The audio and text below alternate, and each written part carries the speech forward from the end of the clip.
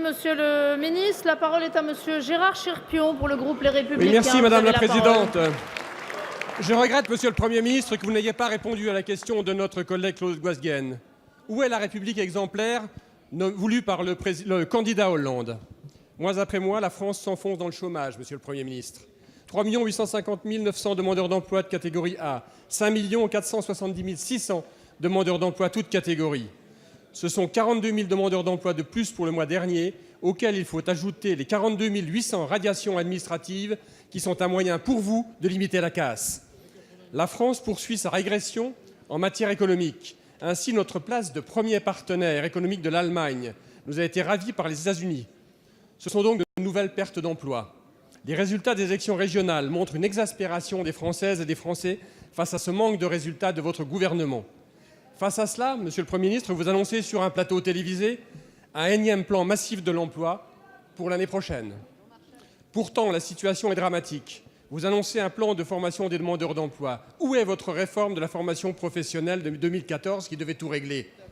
Pourquoi avoir saccagé l'apprentissage, véritable formation de réussite et d'excellence qui est en baisse constante depuis 2012?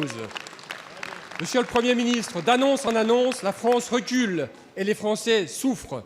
Comment pouvez-vous annoncer un énième plan alors que vous n'êtes pas capable de remplir des postes essentiels dans l'administration? Ainsi, depuis près de 4 mois, la Délégation générale à l'emploi et à la formation professionnelle, la DGEFP, bras armé du gouvernement dans la lutte contre le chômage et pour la création d'emplois, est sans tête. La déléguée générale n'a pas été remplacée, pas plus que le responsable du département des synthèses, ni le chargé de mission à l'indemnisation du chômage. La vacance de ces postes essentiels pour la mise en œuvre de vos politiques, qui est de votre responsabilité, démontre votre incapacité de passer des paroles aux actes. Monsieur le Premier ministre, quand allez-vous enfin cesser la communication à outrance pour trouver des réponses concrètes à la première préoccupation des Français, l'emploi?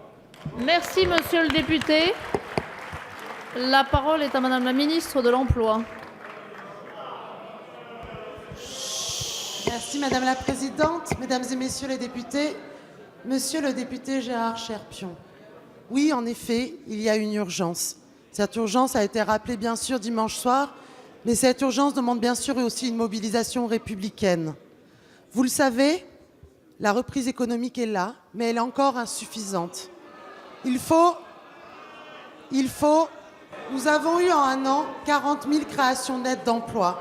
Nous connaissons notre croissance démographique et il faudrait en effet, après de nombreuses années de destruction nette d'emplois, nous avons depuis un an 40 000 créations nettes d'emplois. Et nous le savons, pour faire reculer durablement le chômage, il faut au minimum 120 000 créations nettes d'emplois pour répondre à notre défi démographique. Donc, nous avons mis en place des réformes structurelles, le pacte de responsabilité, le CICE, qui nous permettent justement aux entreprises de retrouver confiance. Mais il y a des réalités dans notre pays qu'il faut regarder en face.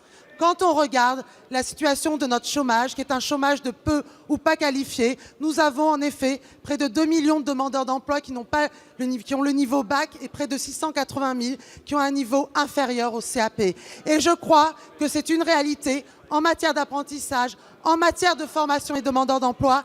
Il faut que nous allions bien au-delà.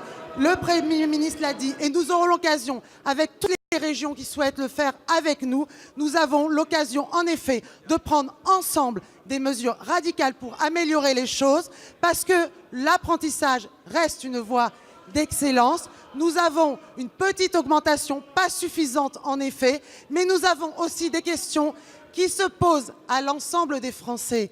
La valorisation des métiers manuels, ça fait 30 ans que nous en parlons dans notre pays. Si nous ne prenons pas en compte, notamment dans l'industrie, la difficulté d'attractivité de ces métiers, nous ne serons pas en capacité. Et donc, c'est ce front républicain qu'il faut aussi mettre en œuvre. Merci, Madame la députée. Madame la ministre, pardon.